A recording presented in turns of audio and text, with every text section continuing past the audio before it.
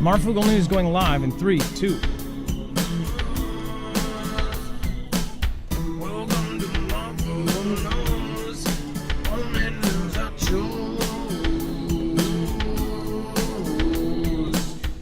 All right, what is going on, guys? It is Adam A.K. Marf, and this is Marfugel News. We have, of course, a pretty big update as far as a lot of folks are not talking about this, which is very surprising. Now, by folks, I'm talking about the 95% that are at the water cooler, probably still talking about Diddy and not really paying attention to what's going on. Now, Ukraine, this is one of the first stories where we're going to talk about how they just weaponized millions, and some folks might take that as a call to arms.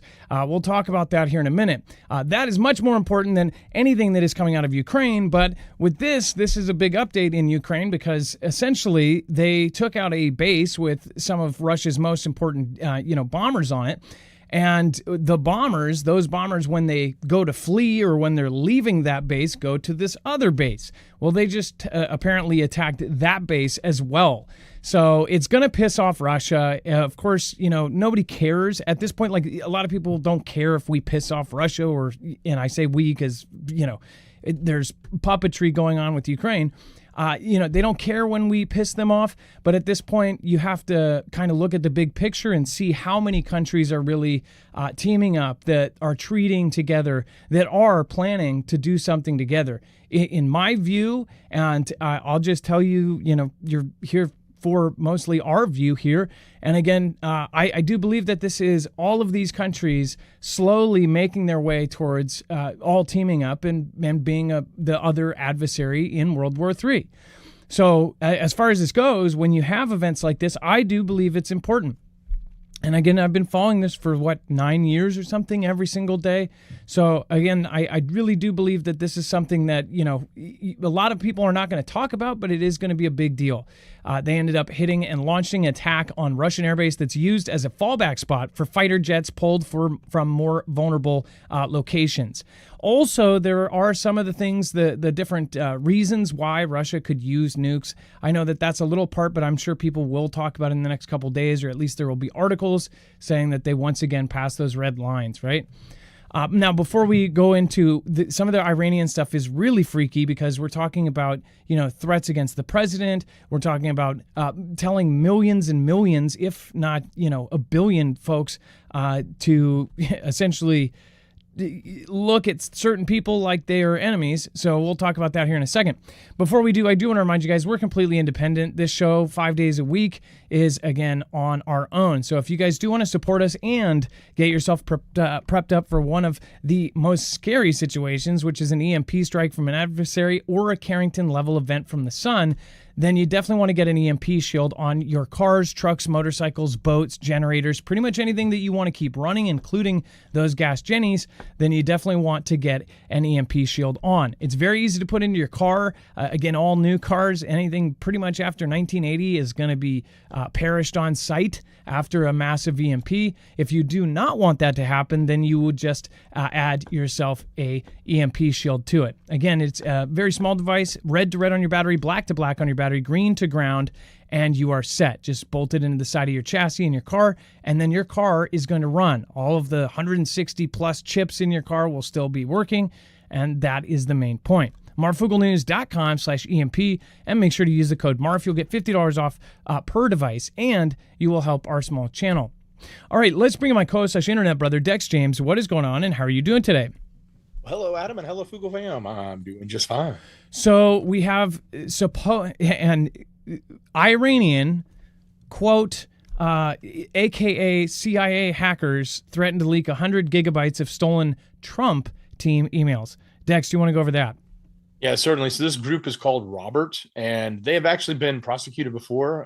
In the group in 2024, they've been prosecuted, the same group called Robert, certain individuals from Iranian nationals for their involvement in other breaches of Trump systems, explicitly trying to operations from the IRG. So that's the tie they claim that this group has. So this group has come out. They met with Reuters directly to tell them about the information they had. The linked group says it claims a possession of trove of stolen emails from the President Trump's inner circle, about 100 gigs of data. from Susie Wiles, which is the White House chief of staff, Roger Stone, who's a confidant of Trump, his attorney, Lindsay Halligan, and even emails from the adult film actress Stormy Daniels. Now, we don't know if there's more names than that. That's just what they said through the release. The so-called cyber attack is nothing more than digital propaganda, according to CISA. So the spokesperson, Marcy McCarthy, had said. She described the effort as a calculated smear campaign designed to damage President Trump and discredit honorable public servants that work for him. So, this is once again another one of the hacks and that they're worrying. That we've been talking about the threats coming from cyber as it relates to Iran as the result of the 12-day conflict or war that ended with the U.S. Striking those bases. Now, there's always a chance that this is completely legit. Most people believe that this is not, in fact, Iran, that it is more so, three-letter agency or somebody that is high up on the opposite side that absolutely hates him, which I don't think it's too hard to throw a rock in any direction and find one of those. But as far as this goes, this is something, a lot of people's first reaction, if you go to X, a lot of people, the first thing they said is, "What? Iran cares about the President Trump drama, right?" But again, they do have a target on his back. They don't like him specifically. He took out Soleimani, but at the same time, this is what they do. If information could come out later that is so damning that it just completely destroys everybody, then yeah, that would make sense. But if this is something, dumb, a lot of people said, I saw one person say, well, I doubt that they're going to be talking about pizza and other things, right? So it's like you're going to see a whole different side of it because we saw all of the other leaked emails from the other side. If these are real, legit emails, which is not confirmed, then they say it's propaganda, then that would be absolutely nuts. It could be just the headline, and just the headline alone gets remembered by people. People don't. They don't ever go back and verify stuff they've heard. I've had a million people try to debunk what I say in person, and they're like, "Oh no, but remember when this," and they're quoting a headline. I'm like, "Yeah, that headline was total BS, and it was totally discredited, and it was completely fake." And they're like, "No, it was on AP and all these." I'm like, "Yeah," and then they had to do a retraction. It's like people don't go back and actually look. When you do follow up on this stuff, which just by nature of what our job is here, we are ending up, correcting things and posting and archiving everything to our website.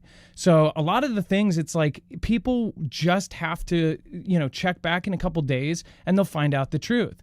We're in a society now where they show you news and they show you whatever their opinion is of the moment it happens.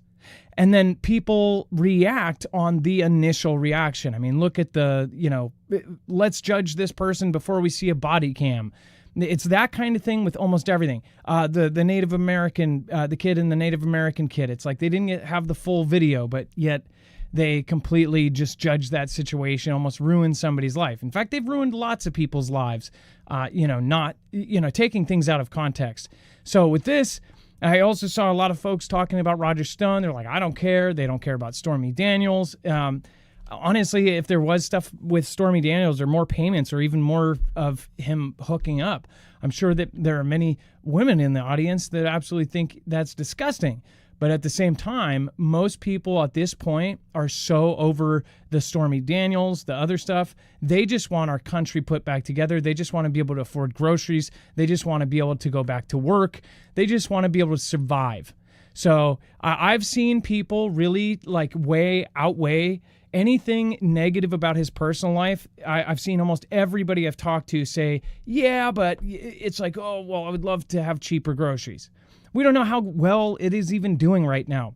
But the last 4 years were absolutely horrible as far as price and inflation and everything else. And they blamed everybody. They blamed Russia. They blamed China. They blamed everybody.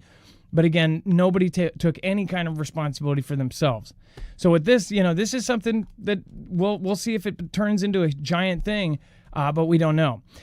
And then this is really crazy. So take out Trump if he threatens Ayatollah, says the new fatwa.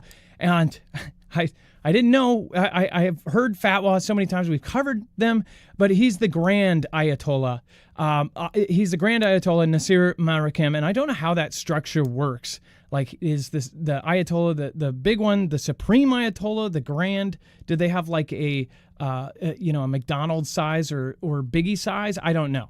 But again, Shamaz said that any person or regime that threatens the leadership and religious authority is considered a mohareb, one who wages war against God. The cleric speaking in Iran declared any cooperation with such individuals or regimes by or Islamic governments was religiously forbidden and the crime punishable by getting taken out.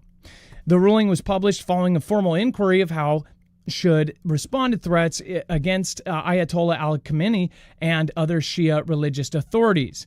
So, and again, it says, Muslim making representations to the cleric asked what the ruling was on threatening religious authority and Islamic leadership and the Muslim duties would be if an act is carried out by the U.S. government or anyone else. And the quote back was, in recent days, we have witnessed that the U.S. president and leaders of the regime have repeatedly threatened to take out the supreme leader of the Islamic Revolution and some scholars and religious authority. And it says, and he called on Muslims worldwide to make these enemies regret their words and mistakes. If they suffer hardship or loss, they will have the reward of a mujahid in the path of Allah, inshallah. So basically saying if they do get in trouble, if their family gets in trouble, if they perish, then they will get rewarded either in the afterlife or in the path of Allah. The thing is the guy's rulings, we've talked about him before. There was about a thing about a year and a half ago, the same thing. It's like, when he says something like this, there's a percentage of very hardcore, zealots almost, that will literally take his words as a rule. I mean, again, so when he says something like this, you could see that this could be a trigger for something to get organized. Now, am I afraid to walk on the streets? No. Am I afraid for even events like 4th of July? No, but I would say that people need to be aware because the chatter is actually that there is an event going on the 4th. But let me just tell you straight away, there is always chatter about the 4th of July. I bet you that because of the current situation, and we haven't seen this yet, now there might be, I don't think there's any headlines. You can feel free to Google it. But again, I don't think there's anything yet, but in the coming days, I believe, and this is my prediction based on just watching the news for 9 years, is I bet there's going to be pieces that say they're on high alert, where actual, changes. They're in New York and in other states, they're going to be on high alert for 4th of July. Some places are going to cancel their events. I already know that one of them was canceled here. They could say that they're canceling because of weather or because of fire hazards. I don't know. But I could see them also using that as a cover to cancel because they're worried about something else. There are threats against the government. There are things that are happening on the dark net that are very creepy. If you haven't talked to anybody that actually follows some of that stuff, it's almost like you don't want to talk to them.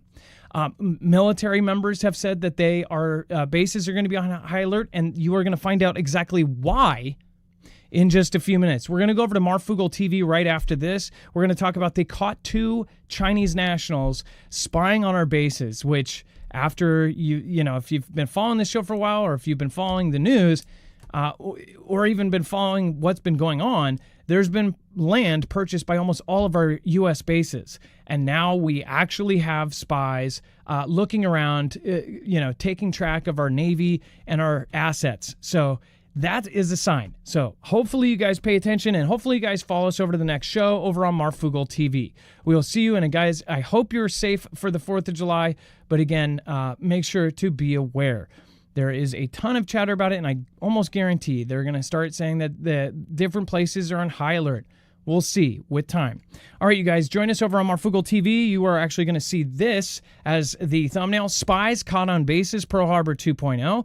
We'll talk about some of the stories that are related to that as well, that just from the last month, and everything else in the last 24 hours broken down in detail. Join us. Have a good night. Be safe, be prepared, and Marf out. If you're watching the replay, all you have to do is click here.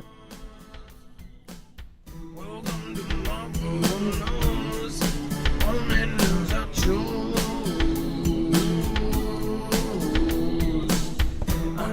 it's winter time, yeah.